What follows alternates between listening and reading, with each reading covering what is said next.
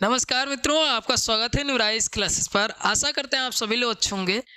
आप लोगों के लिए बहुत बड़ी खुशखबरी ये है कि रेलवे बोर्ड की तरफ से एक नोटिफिकेशन जारी होता है ग्रुप डी वैकेंसी के लिए। आइए, कब फॉर्म फिल होगा, क्या एलिजिबिलिटी रहेगी और एग्ज़ाम प्रोसेस कैसा रहेगा, सिलेबस क्या है, आइए इन सब पर चर्चा कर लेते हैं। क्योंकि जब भी आप कोई परीक्षा की तैयारी करते हैं तो सिलेबस पहले मायने रखता है। सिलेबस क्या रहता है, क्या प्रोसेस रहेगा एग्ज़ाम का, आइए बात करते हैं। तो यहाँ पे पहले बात कर लेते हैं कि फार्म कब फिल होंगे। तो यहाँ पे नोटिस पहले बताया गया था कि ये जो है ग्रुप डी की वैकेंसी आएंगी, वो बताया गया था, वो 28/12/2024 को बताया गया था। फिर ये जो है रजिस्ट्रेशन अगर बात करते हैं ओपनिंग कब होंगी, तो ये जो है 23/1/2025 से ओपनिंग हो जाएंगे, मतलब 23 तारीख से फार्म भरे जाएंगे। एप्लीकेशन जो आ चुका है, मतलब नोटिस आ चुका है, वो 22/1/2025 को आ चुका है। आप सरकारी रिजल्ट पे चेक कर सकते हैं। फिर क्लोजिंग डेट की बात करें तो ये जो है अंतिम तिथि कब होगी, तो 22/2/2025 होगी अंतिम तिथि। फिर आगे बात करते हैं कि फीस मतलब पेमेंट करने की अंतिम तिथि जो बताई गई वो 23/2/2025 से 24/2/2025 तक आप जो है पेमेंट कर सकते हैं फार्म का। आगे बताएंगे कितना पेमेंट कटेगा इसका। फिर बात करते हैं करेक्शन डेट की। तो करेक्शन डेट जो है, और याद रखिए मॉडिफाइड ओनली फॉर विंडो पे होगी, याद रखिए। तो ये करेक्शन डेट 25/2/2025 से 6/3/2025 तक करेक्शन डेट रहेगी आपकी।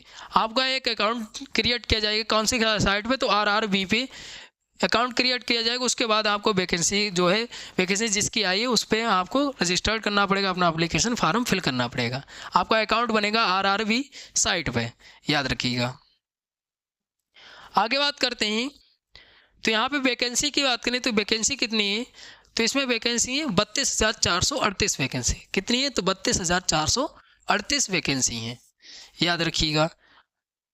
आगे बात करते हैं, कुछ महत्वपूर्ण बातों पर चर्चा कर लेते हैं। बाकी आपको जो है 32 पेजों की ये नोटिफिकेशन है, आप टेलीग्राम चैनल ज्वाइन कर लीजिएगा, वहाँ पे आपको ये PDF प्राप्त हो जाएगी, याद रख।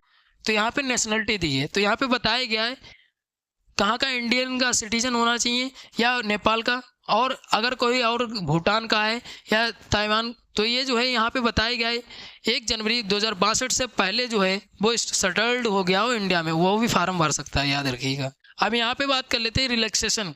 तो यहाँ पे जो है 3 वर्ष का रिलैक्सेशन मिलेगा, SC ST के लिए 5 वर्ष का मिलेगा, और कोई एक्स सर्विसमैन है तो उसको भी 3 वर्ष का जो है रिलैक्सेशन मिलेगा, याद रखिएगा। और किसी को जो है डिसेबिलिटी है तो उसको 10 वर्ष का भी रिलैक्सेशन मिलेगा, याद रखिएगा। और अगर बात करते हैं EWS और जनरल वालों को 10 वर्ष का, और EWS को जो है 13 वर्ष का मिलेगा अगर कोई डिसेबिलिटी है, और SC ST को 15 वर्ष का मिलेगा, याद रखिएगा। अब यहाँ पे एजुकेशन तो 10th पास होना चाहिए, एजुकेशन याद रखिए 10th पास। और फिर बात करते हैं यहाँ पे जो है फीस कितनी रहेगी, तो 500 रुपये फीस रहेगी। लेकिन एक बढ़िया चीज़ ये होती है कि अगर आपने इसमें एग्ज़ाम दिया है तो आपका 400 रुपये जो है रिफ़ंड कर दिया जाएगा आपके अकाउंट में। 500 रुपये आपकी फ़ीस कटेगी, उसमें 400 रुपये रिफ़ंड कर दिया जाएगा। अगर SC ST की बात करें तो इसमें जो है 250 रुपये फ़ीस कटेगी, जिसमें आपको 250 रुपये रिफ़ंड कर दिए जाएंगे, याद रखिएगा। तो यहाँ पे जो है रिफ़ंड भी फीस हो जाती है, तो इसलिए महत्वपूर्ण। जो पेमेंट मोड होगा वो ऑनलाइन भी कर सकते हैं आप। फिर आगे बात करते हैं, तो यहाँ पे एग्ज़ाम की बात करते हैं, तो एग्ज़ाम जो है वही उसकी फ़ीस वापस की जाएगी जो एग्ज़ाम देगा, याद रखिएगा। जो एग्ज़ाम देगा बच्चा उसी की फ़ीस वापस होगी। तो यहाँ पे आपका रिक्वायरमेंट प्रोसेस क्या रहेगा, तो आपका पहला एग्ज़ाम कंप्यूटर बेस्ड होगा, फिर फिजिकल होगा, डॉक्यूमेंट वेरिफिकेशन होगा, फिर मेडिकल एग्जामिनेशन होगा। तो आपका 4 प्रोसेस में एग्ज़ाम होगा, याद रखिए। पहला एग्ज़ाम आपका CBT होगा। CBT एग्ज़ाम में आपका क्या क्या आएगा, तो इसमें आएगा 25 नंबर की जनरल साइंस आएगी, 25 नंबर की मैथ आएगी आपकी, जनरल इंटेलिजेंस आएगी, रीजनिंग आपकी 30 नंबर की आएगी, मतलब 25-25-50, 30-80, और 20 नंबर की करंट अफेयर और जनरल अवेयरनेस आएगी आपकी। तो टोटल मिला के 100 नंबर का होगा, याद रखिएगा।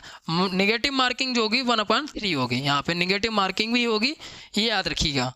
फिर आपका एग्ज़ाम हो जाएगा तो मिनिमम परसेंटेज में शॉर्ट लिस्टेड किए जाएंगे वो। EWS को 40%, जनरल वालों को 40%, OBC को 30%, SC को 30%, और जो है किया ST को भी 30% किया जाएगा, याद रखिएगा। आगे बात करते हैं, यहाँ पे आपका सिलेबस दिया है, तो यहाँ पे पहले बात कर लेते हैं मैथ में। तो मैथ में वही चीज़ें, नंबर सिस्टम है, बोर्ड मास वगैरह है, तो ये आपका मैथ का सिलेबस है, कैलेंडर वगैरह आएगा। फिर जनरल इंटेलिजेंस मतलब रीजनिंग का, तो इसमें जो आएगा अल्फ़ाबेट वगैरह, कोडिंग डिकोडिंग सब चीज़ें होंगी आपके, सिंबल वगैरह। फिर बात करते हैं जनरल साइंस में, तो जनरल साइंस में आपके तीनों साइंस आएंगे, केमिस्ट्री, फिजिक्स और जो होती है साइंस होती है 10th क्लास की, वो भी आएगी। यहाँ पे जनरल अवेयरनेस में जो आएगी वो क्या आएगी, तो इसमें जो है करंट अफेयर आएगी आपकी, जो भी टेक्नोलॉजी है, स्पोर्ट्स से संबंधित करंट अफेयर है, और आपके इकोनॉमी, पॉलिटी और भी सब्जेक्ट से इंपॉर्टेंट जो चीज़ें होती हैं वो सब आएंगे आपकी, याद रखिएगा। फिर यहाँ पे फिजिकल में अगर बात करते हैं तो इसमें बताया गया फिजिकल में क्या क्या बताया गया है। तो यहाँ पे फिजिकल में बताया गया मेल के लिए 35 किलो वजन जो है लेकर आपको जो है डिस्टेंस कितने दूर जाना, 100 मीटर जाना पड़ेगा, और इन 2 मिनट में अगर बात करते हैं 1 चांस होगा आपका, याद रखिएगा। अगर बात करते हैं वहीं फीमेल में, तो 20 किलो वजन होगा, आपको 100 मीटर तक जो है इन 2 मिनट्स में जाना पड़ेगा आपको। 20 किलो वजन लेकर 2 मिनट में जाना पड़ेगा आपको 100 मीटर, याद रखिएगा। रन फॉर होना चाहिए 100 मीटर, 1000 मीटर होगा आपको 4 मिनट 15 सेकंड में। वही फीमेल में बात करते हैं तो फीमेल में जो है 1000 मीटर जाना पड़ेगा 5 मिनट 40 सेकंड में आपको जाना पड़ेगा। ये आपका रन मतलब रनिंग करके जाना पड़ेगा, याद रखिएगा। यहाँ पे कोई चीज़ फेक नहीं होनी चाहिए, डॉक्यूमेंट इलीगल नहीं होनी चाहिए, आप जो हैं इलीगल नहीं होने चाहिए, तभी आप एग्ज़ाम दे सकते हैं। और आपको अगर बाद में भी पाया जाता है इलीगल कोई डॉक्यूमेंट, तो आपको जॉब से भी निकाला जा सकता है। ये इस नोटिफिकेशन में बताया गया था। अधिक जानकारी के लिए आप टेलीग्राम चैनल ज्वाइन कर लीजिएगा, वहाँ पे आपको ये नोटिफिकेशन प्राप्त हो जाएगी। मिलते हैं अगली वीडियो में, तब तक के लिए धन्यवाद।